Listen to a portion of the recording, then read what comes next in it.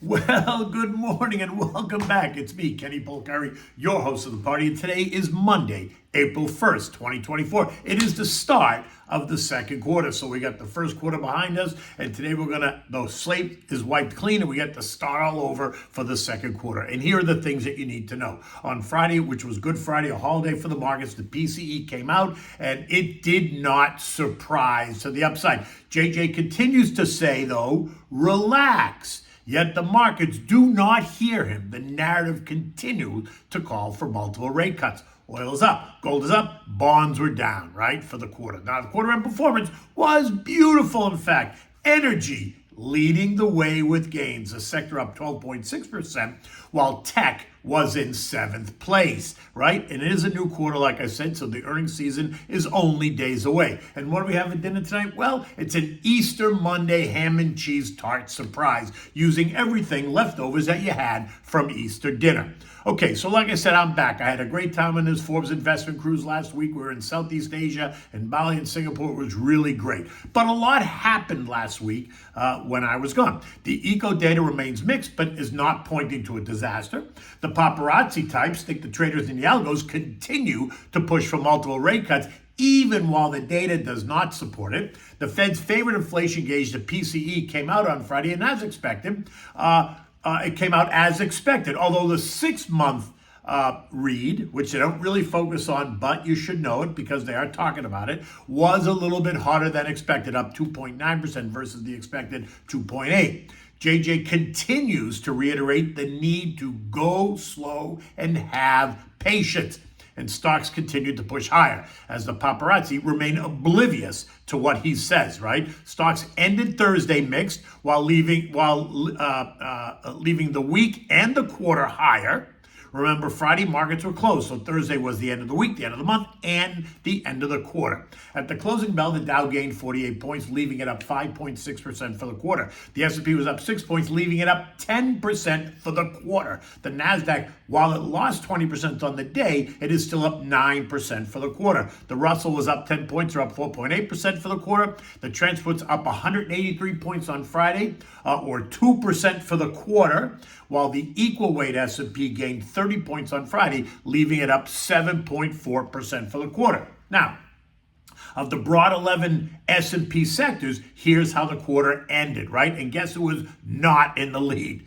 Tech was not in the lead. Energy took the top spot. The XLE up 12.6%. Communications up 12.4%. Financials up 12%. The industrials up 10.5%. Basic materials up 8.6%. Healthcare up 8.3%. Tech was up 8.2%. Consumer staples, right? Think of the things you need. They were up 6%. Utilities were up 3.6%. Consumer discretionary, things are the things you don't need, was up 2.8% on the quarter, while real estate ended the quarter in the negative column, down 1.3%. If you go further down the food chain, we saw housing, the XHB, up 16%, retail up 9%, airlines up 10%. The growth trade was up 12.4%, the SPYG up 12.4%, while the value trade, the SPYV, was up 7.5%. Oil and gas exploration up 13%, aerospace and defense up 4%, expanded tech up 15%, right? Semis, the Van Eck ETF, SMH, was up 28%, while the iShares ETF, the SOXX, was only up 17%. So you ask, why the difference? Well, very simple, because the Van Eck SMH ETF has a 20% position in NVIDIA, while the iShares SOX ETF only has a 9% position in NVIDIA. It doesn't get any more complicated than that. That is the reason for the disparity. Cybersecurity is up 4.5%. Robots and AI up 11.6%. The fear index, the VIX, was up 4.5% for the quarter, nothing dramatic. But the VIXE, the fear ETF, was down a whopping 16%. The other contra trades also that get you short the market also kind of had a tough quarter. The SH down 8.7%, the PSQ down 7.6%, and the DOG was down 4.5%. Bonds were down in the quarter, and that speaks directly to the strength in equities. The TLT, the 20-year bond ETF, was down 4.3%. The TLH The 10 to 20 year bond ETF was down 3%. The AGG, which is the Bloomberg Aggregate Bond Index, only lost 1.3%. Now recall that the AG index is a combination of treasuries and corporates. So that tends to be less volatile than the TLH and the TLT, which are only treasury ETFs, right? Talk of lower rates is not helping the bond market, but let's see what happens when Janet brings even more supply to the market. Think prices will even go lower, sending yields higher as more supply comes to the market. Now, oil continued to march higher. This morning it's trading at $83.10, leaving it up 15% on the quarter. The spike higher is just starting to be reflected in the inflation data, as the latest spike up only began in mid-March, right? Now, we all know why. It's growing demand for oil, global tensions in the Mideast, the ongoing war in Ukraine, and the supply cuts imposed by OPEC, being driven really by the Saudis, right? News this morning out of OPEC that they are confirming that they expect to extend those cuts through at least June, which will tighten supply just as we enter the summer driving season in the Northern Hemisphere. Oil now remains in the $80 to $90 trading range. Gold busted up and through last week. It was up $65 last week. This morning it's up another $35 at $22.75. That's up from $21.75 when I left last week. Friday was a holiday. Markets were closed, but that didn't stop the government from announcing some key economic data points that the markets and the investors have been waiting for, right? Data points that for many hoped would finally put an end to the rate cut narrative speculation and identify when those rate cuts were actually going to happen. At 8:30 on Friday, we got the personal income and personal spending reports that were plus 0.3 and plus 0.8 respectively. Income was better than expected, but spending was stronger than expected, leaving some to say, wow, that's a good thing. The consumer feels great. Well, I think maybe not so much. To me, it suggests that consumers are spending more on the things we need, right? That's a negative. Think inflation. And then we got the all-important PCE deflator report, right? The Fed's favorite inflation gauge. And what did it show? Well, it came in as expected. No surprise up or down, leaving the core, which strips out volatile food and energy, month-over-month number at plus 0.3 and year-over-year number at plus 2.8, just as expected. Right, as mentioned above, though, as I mentioned earlier, the 6-month core PC, though, did come in a little bit hotter, and that's the fastest pace since July of 23, and that was a bit of a surprise. But nobody apparently is focusing on that because it doesn't fit the narrative. Now, this reading was a welcome reprieve for the latest CPI and PPI reports, which are showing price pressures intensifying since the start of this year, meaning the month-over-month numbers are turning higher. But Friday's data did not stop JJ from remaining cautious. In a speech on Friday, he stressed the need for patience while saying that the timing of the first rate cut would be highly consequential, meaning it's very important. Here were just a few of the points that he made in the speech. He said that the Fed can hold rates steady if inflation does not come down. Okay, that's not new. We know that. He does not think that rates are going to return to the pre-pandemic levels. That's the first time he's talked about that, really, right?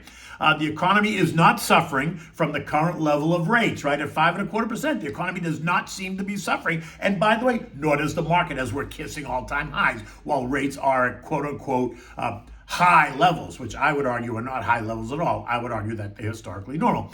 And the final nail is that there is no reason to think the economy is or is on the edge of a recession, right? Now remember, the equity and bond markets were closed on Friday, so no one could react.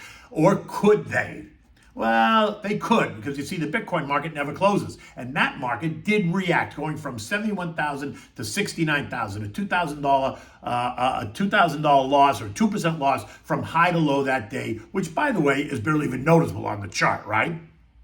And while that does not necessarily dictate how equity investors are going to react today, it was a reaction. And that reaction suggested, at least on Friday, that Powell's comments were being viewed as more hawkish. And to this, I would say they aren't more hawkish. They remain in line with what JJ's been saying all along. And no matter what he says, though, the street narrative continues to call for multiple rate cuts. Right? I'm still not sure I see it, but the street is still calling for them. Now, this morning, after traders and the algos had all weekend to digest the data, they continue to assume that the data and Powell comments are still pointing to a rate cut. Fed fund futures are now pricing in a 67% chance of a June rate cut, not July, June. And this is a turnaround from where it was only 2 weeks ago. Recall that 2 weeks ago when we got the hotter CPI and PPI report, rate cuts were pushed out till July.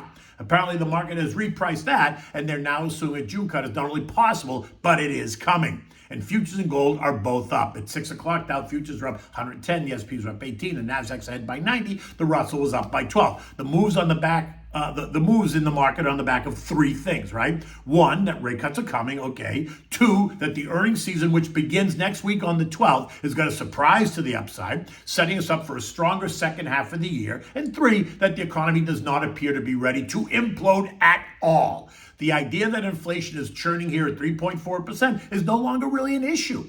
They're going to point to the year-over-year reports that are trending lower rather than the month-over-month numbers that are trending higher. And that personal spending is up, that's going to continue to propel stocks higher. Again, I would say that personal spending is up because inflation remains an issue, not because consumers just want to buy things. And you can see this in the difference between the XLP, which is consumer staples, things that you need, versus the XLY, which is consumer discretionary, things that you want, right? The XLP is up 6.8% for the quarter. The discretionary stocks were only up 2.8%. That to me suggests that people are buying the stuff that they need, the staples, right? More than they are discretionary. Tech stocks are higher in the pre-market. Think Nvidia, Microsoft, Apple, Amazon, IBM, Tesla, SMCI, right? But remember, the first quarter is now in the books. Today starts a new marking period for asset managers and traders. Stocks which came under pressure last quarter, so think of names like Apple, which was down 10%, or Tesla, which was down 30%, do represent new buying opportunities for retail investors, large asset managers, and the algos, right? Because they're on sale. It's a new quarter, so we'll see where it goes. Eco data today includes the S&P U.S. manufacturing PMI coming in at 52.5, which is expansionary, yet the ISM manufacturing PMI of 48.3, which is contractionary. So that's a conflict, right? So the market continues to trade back and forth on that conflicting data. Construction spending up 0.7. ISM prices paid up 52.9, which is up from 52.5. Again, suggesting upward pressure on prices. European stocks are closed. European markets are closed for the Easter Monday holiday, so no news there. The S&P closed at 52.54.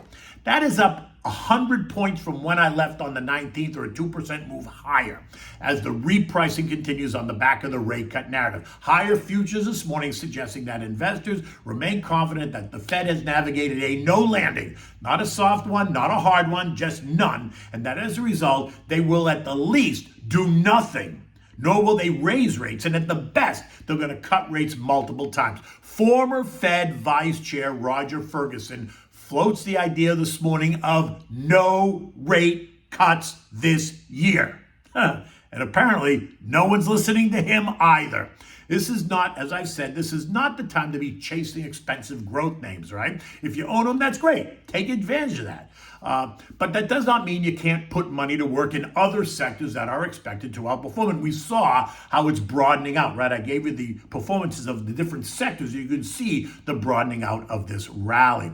Year-end S&P targets are now moving up across the street, with some suggesting an S&P with a 5,700 handle on it by December. And if that happens, that means that the S&P will be up more than 20% in 2024, which I would love to see. I just don't see it yet. AI is going to continue to be the story this year and next year and the year after that. The Saudis are expected to pump more than $40 billion into the industry themselves in 2024 as they try to become the tech capital of the world. So let's just see how that works out. Okay, so now what are we having for dinner tonight? Well, this is really, it's a ham and cheese and mashed potato surprise. It's perfect for the Easter Monday because you use a lot of the leftovers from that you had from yesterday, right? So for this, you need the mashed potatoes, which you have left over, right? You need 2 rolls of puff pastry. You can buy that at the supermarket. You need ham, which is left over from the Easter dinner. You need fresh mutts, fresh grated Parmigiano. You need salt and pepper. You need eggs. Now, if you don't have the mashed potatoes, just make them, but make sure you put in some butter and a splash of heavy cream, and then add a handful of Parmigiano cheese to the mashed potatoes and mix them well. Preheat your oven at 375 degrees. Lay out 1 roll of the puff pastry dough on the baking sheet, right? Spread the cooled mashed potatoes on the pastry dough. Now layer the ham on top. You can use sliced ham, not big thick slices, but just sliced ham. Layer that on top of the mashed potatoes, and then on top of that, you're going to layer the sliced mozzarella. You can use shredded if that's what you have, but if you have a mozzarella ball, just slice it up and lay the sliced mozz on top of the ham. Now take the other roll of the puff pastry, lay it on top, seal the edges all around. Using a fork, you can seal the edges all around. Take a beaten egg. You want to take one, take an egg and just beat it. And then take the beaten egg and brush it on top of the puff pastry, and then use a fork and kind of poke holes in it all around. Not too many, but just holes all around. Place this in the oven. You're going to bake it in there for 25 to 30 minutes until it's all nice and browned on top. You're going to remove it from the oven. Just let it rest for 5 minutes or so, just so it cools down a little bit because it's going to be hot. And then just slice it and enjoy. You can have it as an appetizer. You can have it for dinner. You can have it for lunch. It's just like a big tart. So it's got ham and cheese and mashed potatoes in it. You gotta try it. It is an Italian favorite. In any event, the sun is out here in South Florida. It's going to be in the high 70s, low 80s. It's going to be another perfect day. Until tomorrow, take good care.